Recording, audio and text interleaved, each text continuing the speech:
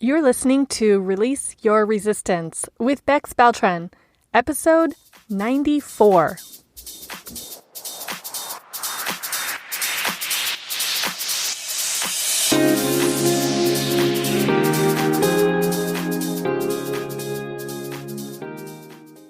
Welcome to Release Your Resistance. This is Bex. The only reason why any of us don't have what we want in life is because of our own resistance. Right now, I'm learning how to recognize and release my resistance, and this podcast tells you how you can release your resistance so that you can live the exact life that you want. Let's get started. Let's talk about mantras again. Today's episode is a follow-up to last year's episode about my favorite mantras. If you haven't listened to it yet or recently, I shared the ways that I come up with my mantras and some of the ways that I use mantras in my everyday life. Last year's episode isn't a prerequisite to hearing what I'm sharing today, so you don't need to turn this one off now. You can go ahead and listen to the full thing and then go ahead and find last year's episode about mantras at bexb.org/mantra. Or you can get a link to last year's episode from today's episode at bexb.org/more mantras. When I re-listened to that episode from last year, I was pleasantly surprised to hear myself outline the 4 different ways that I usually come up with my mantras. That explanation made me wonder, is that how I came up with these most current mantras that I've been using lately? The answer is no, not really. Everything has shifted slightly. Seasons change, mantras change. Last year, as I considered my favorite mantras, I noticed I used them more as affirmations. This year, as I think about the phrases that readily come to mind for me that I am now categorizing as mantras, I think of these phrases more of answers to questions that I frequently ask myself. My mantras have evolved a little since last year. I do still notice myself using my old tried and true mantras pretty reflexively. And the reason for the mantra update today is that I am noticing these new answers popping up for me so regularly. I am noticing that they come to me differently than before. In fact, one of these mantras specifically isn't so much like an affirmative mantra statement as it is more of a theme or a concept that I frequently remind myself of and try to put into practice. The mantras that I told you about last year seem to be a little more intentionally decided upon and then thoughtfully repeated, either due to a specific circumstance or event, or because I specifically wanted to feel a certain way. The phrases that I'm sharing with you today seem to have bubbled up for me as I have been living my life this year. One of the reasons that they have come into my awareness, and now I'm labeling them as mantras, is because of how often I find myself thinking about them and using them, usually in response to my own inner dialogues. The first one is a 3-word expression, and sometimes I change the pronoun depending on how I'm using it. But the most basic version of it is, live my life.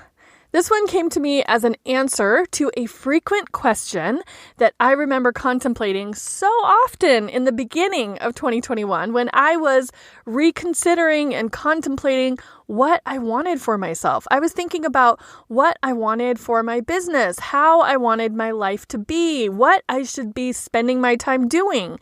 And I would frequently ask myself, if I'm not overtly trying to grow my business, how will I be spending my time? I would wonder to myself, if I'm not going to focus on this thing that used to be so important to me, what am I going to be focusing on? The answer that often came to me, most likely from my inner wisdom, is live your life. See, there's an example of how the pronoun changes depending on who is speaking, even though it's always me who is speaking. But sometimes when the answer is coming from my inner wisdom, the pronoun becomes you. When I remind myself of that mantra and I tell myself at a more surface level, not quite as deep as going into my inner wisdom, then the mantra becomes live my life. This mantra has been so reassuring for me. It has been an invitation to slow down, let go, allow, release, not worry, not try to control, not try to predict the future. And remembering this mantra has definitely helped me to not have quite as many expectations for myself and not have quite as many judgments as I might have had in previous years. As I'm thinking about how I use this mantra now, I am remembering different snippets of conversations and discussions where things that I used to be completely interested in and motivated by, such as goal setting and strategic planning and coming up with an outline of something, then following it to the letter, are not quite as important and don't need to be quite as specific as I used to think they needed to be. This year, 2021, has really showed me that I don't need those planning and control implements as much as maybe I relied on them in the past. This mantra gives me the freedom and the space to experiment a little bit more and to notice and slow down and observe a little bit more than maybe I had ever allowed myself to before. Live Your Life has been the answer to a question, both to myself when I ask myself, what am I going to do? What should I be doing right now? How will I spend my time? How do I want to spend my time? The answer to all of those questions in my internal dialogue is live your life. It's been an answer that I can readily call up in conversation with friends and family when people ask me, what are you doing? What are you up to? What are your plans coming up now? A previous version of me, who was more concerned with goals and plans and achievements and numbers, that person would have needed to show that I am making progress or I am in the process of creating something. She would have wanted to prove that I am reaching goals and I am hitting targets. But doing the surrender work that I have been doing, allowing and letting go, now with this new mantra, I love just to answer when someone asks, what are you up to? What are you doing? I'm living my life. That is a 100% complete answer. I don't need to justify it. I don't need to attach outcomes to it. I don't need to show how worthy that answer is because of a number of clients or episode downloads or a bank account balance or the number of hours I've worked. I really can just give myself and anyone who's curious the answer. I am living my life. The second mantra also has the word life in it, so maybe there's a little bit of a theme here. This one has been a mantra for me for quite a while now. And again, this one usually comes to me in the form of an answer to a question. When I'm having some doubtful or worrisome questions that sometimes pop up in my mind, this mantra is my reassurance. I may have referred to this or alluded to it last year when I was talking about how I repeat to myself frequently that I have plenty of time, plenty of money, and plenty of energy. So this mantra is right in alignment with that belief system. I think I really solidified this as a mantra for myself in the early months of 2021. I was making a little art project for my new office that I had just moved into, and the art project involved using some of my favorite phrases, expressions, and words. So this mantra made it into the art project, and it is set for life. The reason that this comes up as an answer to some worrisome or doubtful questions is sometimes, as I'm sure we all do, I have some less than helpful suggestions from the judgy part of my brain. It might say things like, you're not doing enough, you should be doing more, you should have more, your business should be further along than it is by now, you should have more money in your account by now, you should have made different investments, you shouldn't have left corporate, you shouldn't be running your business the way that you are right now. Ugh, annoying, right? All of these kinds of thoughts and worrisome questions or suggestions also come up when we get unexpected news about our household or our lifestyle, such as needing a new roof, or when the air conditioning needs to be replaced, or an unplanned tax bill. When I notice these worrisome or judgy suggestions or unexpected expenses, the answer that I have trained myself now to give is, I'm set for life. I can remind myself, I've got this. I don't need to worry about money. I don't need to worry about the future. I am set for life.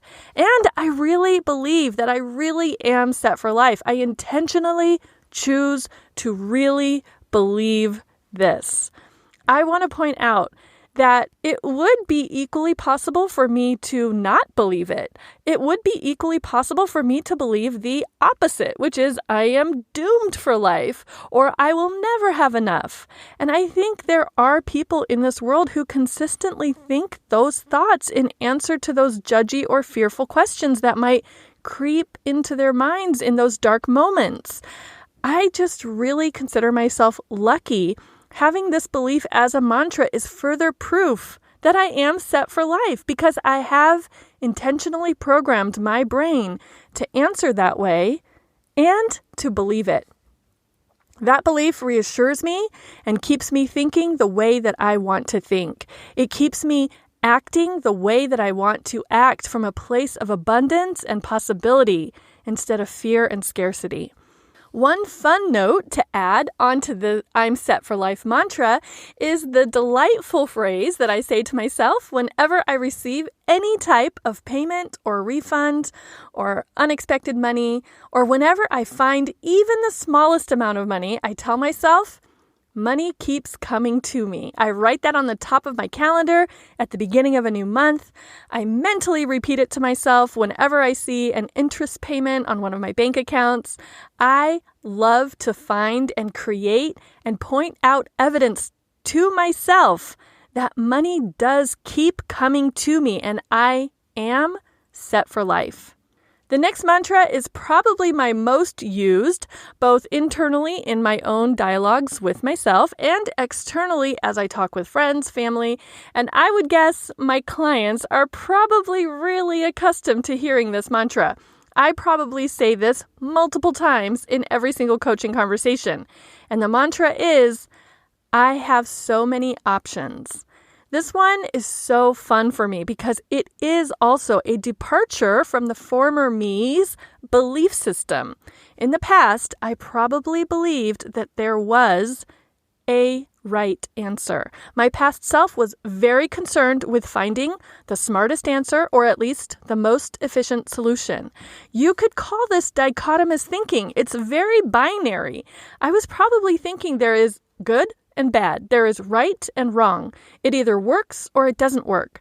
And now I see that there are so many variables besides just those polar opposite pairs. I now see that yes, maybe there is a right answer, but maybe it's not only one right answer. Maybe there are 100 or 1,000 or 1,000,000 right answers.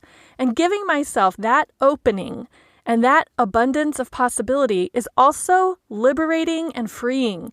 Believing the mantra, I have so many options, helps me to get out of the mindset of worrying about choosing the right one or the wrong one. Believing in endless options eliminates the fear of missing out on the best solution or the most efficient option. When I think to myself, there are so many options, it really removes my own internal resistance of being afraid to choose or being afraid to experiment. Thinking that there's only one right way keeps me from going all in on something for fear that it's not the right thing. And knowing that I do have so many options removes the necessity to have the smartest answer. What do you think? Can you feel the openness and possibility of believing that there are so many options for you? The last mantra that I want to tell you about today is the one that is not fully formed into a mantra. It's more of a concept that I rephrase and repeat to myself, and I pull it up often in a lot of different scenarios. This is more of a way that I like to act versus an exact set of words that I use in answer to my own questions. This concept does stem from an expression that I heard earlier in this year that really struck me, and I just haven't ever gotten it out of my head ever since. I keep on finding ways to bring it up and use it, and I even mentioned it earlier this year when I did the odds and ends episode. The phrase is, you can never get enough of what you don't really need. And I found that phrase to be so true and such a great reminder, and it is so applicable in all kinds of different situations. So here's how it works. If someone is snacking out of boredom, they can never get enough handfuls of chips or popcorn or whatever it is.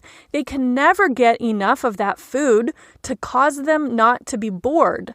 That's the expression. You can never get enough of what you don't really need.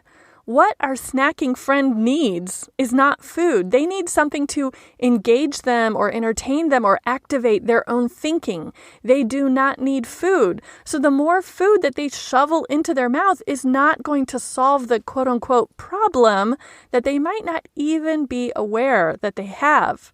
So that's an example of how that phrase plays out. You can never get enough of what you don't really need.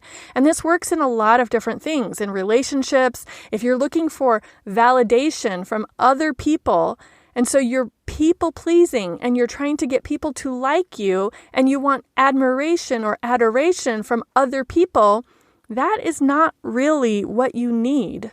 What you really need is belief in yourself and self-love and self-worth. Even if the entire population of this planet told you personally and specifically, you are worth it, you are good, you are great, you are beautiful, you are talented, you are smart.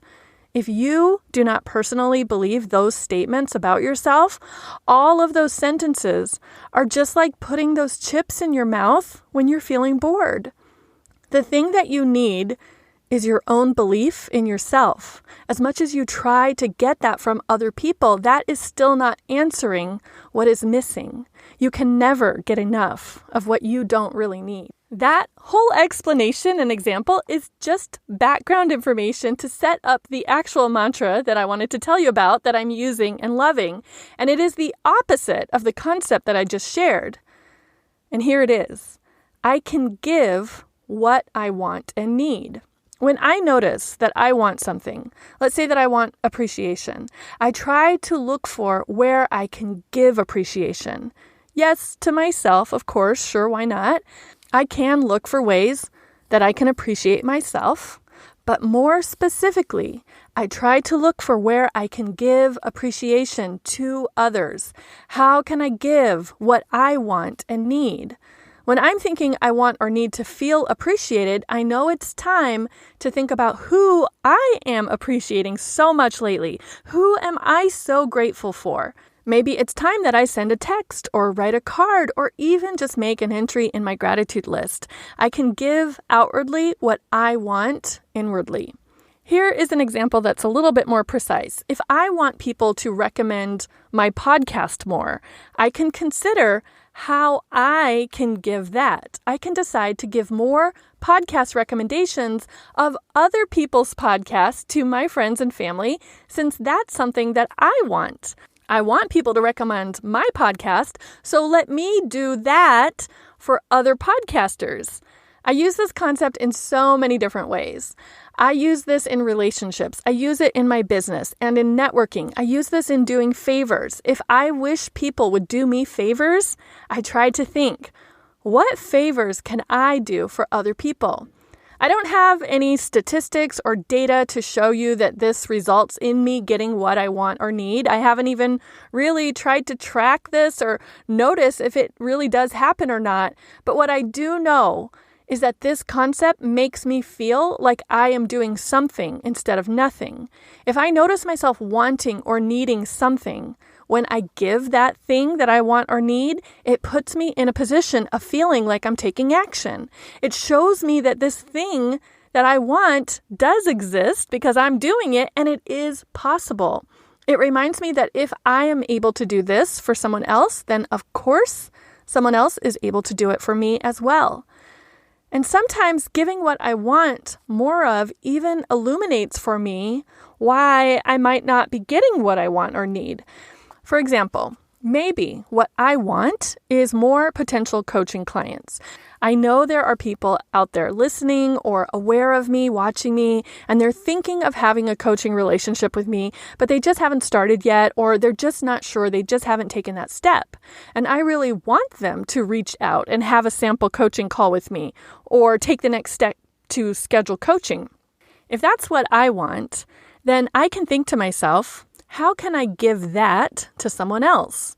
Is there a service or a product that I have been watching from the sidelines? Is there something that I have been thinking about trying or starting? Am I curious about a service that I haven't taken the step to reach out or figure out how to get started?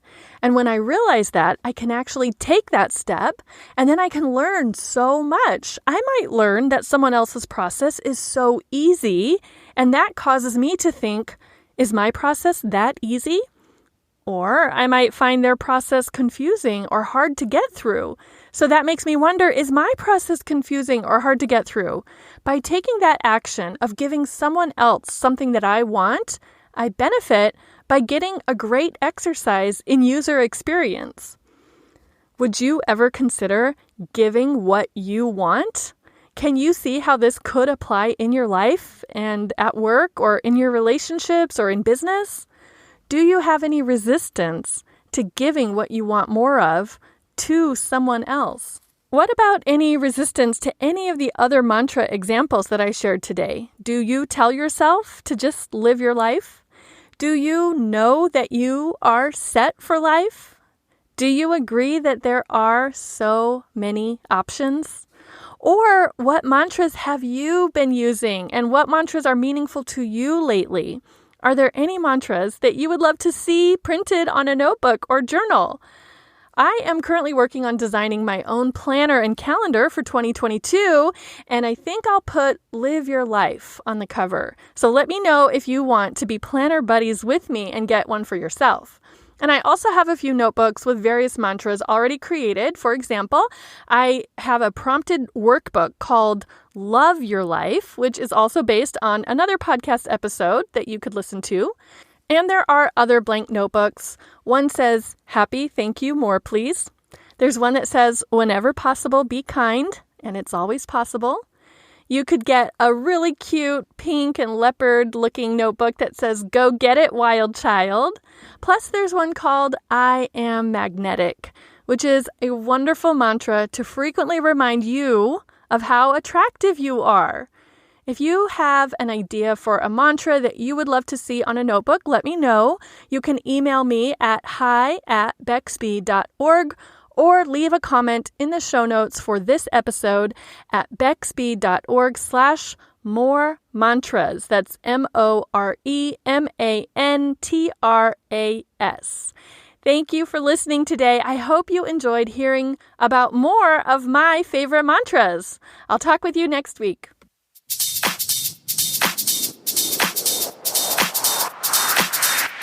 This has been Release Your Resistance. Thank you for listening. If you like this podcast, make sure you're subscribed and leave a review on Apple Podcasts. Also, think about someone who you know who would love this episode and share it with them. There should be a share button on your app if you're listening to this on your phone. If you'd like to continue this conversation one-on-one or in real time, come visit me on my site at bexby.org to see how we can work together.